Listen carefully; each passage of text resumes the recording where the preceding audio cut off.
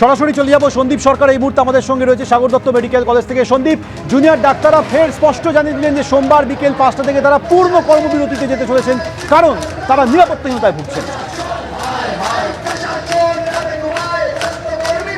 একেবারেই তাই। এই আশঙ্কার জায়গাটাই কিন্তু তৈরি হচ্ছিল যে আবারও হয়তো এই সাগর দত্তের কাণ্ডের পরিপ্রেক্ষিতে তারা আরও সর্বাত্মক আন্দোলনে যাবেন, এবং সেই আশঙ্কাটাই সত্যি প্রমাণিত হলো। সার্বিকভাবে তারা সিদ্ধান্ত নিলেন যে সোমবার বিকেল থেকে তারা লাগাতার কর্মবিরতিতে চলে যাবেন। একটা শেষ সময় বলা যেতে পারে 36 ঘন্টার কাছাকাছি একটা টাইম স্প্যান তারা দিচ্ছেন রাজ্য সরকারকে। অনিকেত মাহাতো আমার সঙ্গে রয়েছেন। অনিকেত, হঠাৎ করে কেন এরকম পরিস্থিতি তৈরি হলো? আপনারা তো কাজে যোগ দিয়েছিলেন। আমরা কাজে যোগ দিয়েছিলাম, স্বাস্থ্য ভবনের কাছ থেকে যখন অবস্থান বিক্ষোভ আমরা তুলেছিলাম, আমরা সেই জায়গা থেকে কাজে যোগ দিয়েছিলাম দুটো জায়গাকে মাথায় রেখে, একটা রোগী পরিষেবার কথা মাথায় রেখে এবং বন্যা কবলিত মানুষের কথা মাথায় রেখে। তাহলে সেটা আমাদের একটা নমনীয়তা ছিল।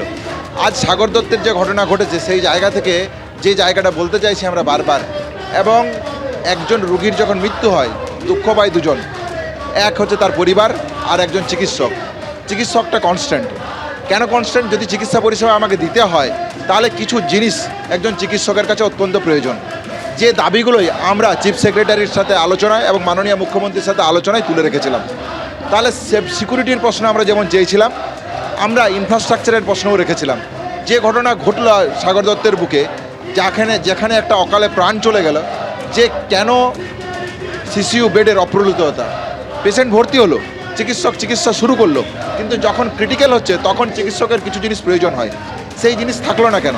তাহলে চিকিৎসার বেডের অপ্রতুলতা, বেড থাকলেও সেখানে চিকিৎসকের অপ্রতুলতা, যদি চিকিৎসক থাকে সেখানে ইনফ্রাস্ট্রাকচারের অপ্রতুলতা।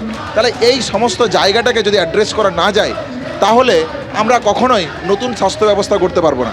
তাহলে এই জায়গা যেমন থাকছে, আবার 25-36 জনের মব একটা হসপিটাল ক্যাম্পাসের ভিতরে ঢুকছে, সেখানে সিস্টারদেরকে হুমকি দিচ্ছে, তাদের গায়ে হাত তুলছে, ডাক্তারদের গায়ে হাত তুলছে, আয়ামাসিদের গায়ে হাত তুলছে, জিডিএদের গায়ে হাত তুলছে। এই সংস্কৃতি যদি কলেজ ক্যাম্পাসের মধ্যে থাকে সেই জায়গা থেকে আমরা সুরক্ষিত কোথায়? 9 তারিখের ঘটনা যেমন ঘটেছে, সেই জায়গা যেমন একটা অসুরক্ষার জায়গা হসপিটাল ক্যাম্পাসে তৈরি করেছে। চিকিৎসক এবং পেশেন্টদের রুগী তো কখনোই কোনো অ্যান্টাগনিস্টিক সম্পর্ক নয়, অত্যন্ত সুদৃঢ় সম্পর্ক, মধুর সম্পর্ক। তাহলে সেই জায়গাটাকে যদি সুরক্ষিত রাখতে হয় তাহলে 25-30 জনের মব কীভাবে হসপিটাল ক্যাম্পাসে ঢুকছে সেই জায়গাকেও সিকিউর করতে হবে। তাহলে আমরা মনে করি যে এই জায়গাতে আমরা যে ডাইরেক্টিভ আলোচনাতে দিয়ে এসেছিলাম, সুনির্দিষ্ট রূপরেখা দিয়ে এসেছিলাম, সেই জায়গার বাস্তবায়িত রূপ হচ্ছে না কেন? সেই জায়গা থেকে আমরা মনে করি রাজ্য সরকারের কাছে আমরা একটা আলটিমেটাম দিচ্ছি যে অতি দ্রুততার সাথে এই দাবিগুলো আপনি মানুন, নাহলে আমাদেরকে পূর্ণ কর্মবিরতিতে যেতে হবে। সাগর দত্ত যে সিদ্ধান্ত নিয়েছে, West Bengal junior doctors front এই সিদ্ধান্তের সাথে পূর্ণ সহমত। সেই সহমতে রেখেই আমরা শেষ সময়টুকু দিতে চাইছি রাজ্য প্রশাসনকে, এবং সুপ্রিম কোর্টের কাছে সেফটি সিকিউরিটি নিয়ে আমরা কি পাইনি সেটা আমাদের আইনজীবীর মাধ্যমে যেমন রাখবো, রাজ্য প্রশাসন কি দিতে চাই তাও আমরা দেখতে চাইছি। ফলে এই শেষ সময়, তারপর আমরা পূর্ণ কর্মবিরতি যাওয়ার ডাক দিয়ে রাখছি। পুজোর সময় বন্যা পরিস্থিতি এখনো নিয়ন্ত্রণে আসেনি, আবারও সর্বাত্মক কর্মবিরতি মানুষজনকে তো সমস্যায় ফেলবে, সেই বিষয়টা কি বিবেচ্য নয় আপনাদের কাছে?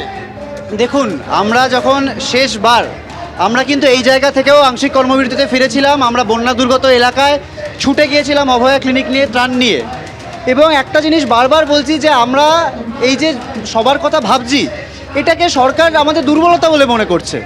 সরকার মনে করছে যে আমরা যে কনফিডেন্স বিল্ডিংয়ের প্রসেস বললাম, আমরা খানিকটা নমনীয় হলাম, সেই জায়গা থেকে ওনারা কিন্তু চেপে বসছেন। যে জিনিসগুলো আমাদের পাওয়ার কথা ছিল তারা বলছেন যে আর সেগুলো, থ্রেড কালচারের কথা আমরা বলেছিলাম, আজকে তারা নাকি শুনছি যে থ্রেড কালচার বলে কিছু হয় না।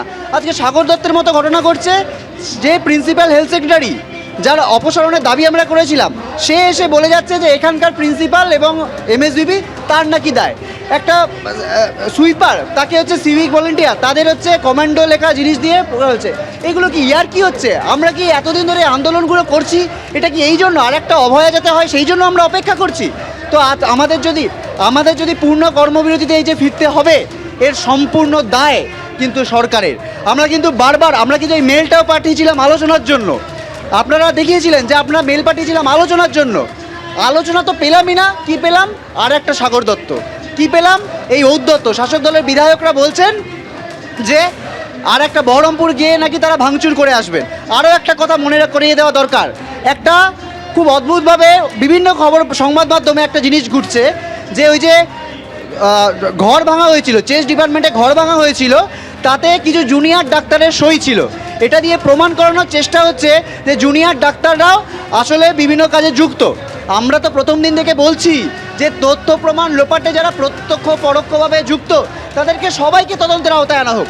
যাদের সই আছে তাদের কিন্তু সিবিআই ডেকেছিল, আমরা ঠিক তেমনি চাই যাদের সই DME, DHS, principal health secretary ছিল তাদেরকেও সিবিআই ডাকুক, সবটা খতিয়ে দেখা হোক।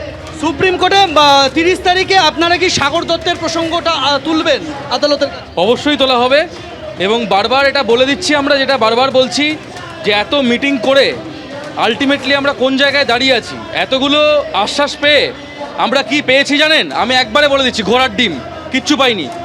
আজকে দেখুন, কালকে এই যে আমরা বলছি সেফটি সিকিউরিটি কার জন্য চাইছি, শুধু আমাদের জন্য না, স্বাস্থ্যকর্মীর জন্য না, আজকে এই আরজিকর করে দেবো ঘটনাটা যে কোনো রোগীর সাথেও ঘটতে পারে, যে কোনো রোগিনীর সঙ্গেও ঘটতে পারে। যেখানে পুলিশ একটা 15 জন 20 জনের মবকে আটকাতে পারে না, তার মানে সেখানে রোগিনীরাও সুরক্ষিত নন। অতএব এই কারণেই আজকে সাগর দত্তের যে কর্মবিরতি তার প্রতি পূর্ণ সংহতি জানিয়ে আমরা 30 তারিখ থেকে কর্মবিরতিতে যাব এবং এটা শাসক দলকে আরেকবার বলে দিতে চাই স্পষ্টতই, এই যে অভিজ্ঞ বিরূপাক্ষ বিশ্বাস, রাজন্না হালদার, প্রান্তিক ইত্যাদি যারা রয়েছে এবং তারা যে ধৃষ্টতা দেখাচ্ছে, এইটা কিন্তু আমাদের আর সহ্য হচ্ছে না। এরপর কিন্তু আন্দোলন বৃহত্তর হবে এবং এই যে অডাসিটি তারা দেখাচ্ছে, তারা যেন এই অডাসিটিটা বন্ধ করে।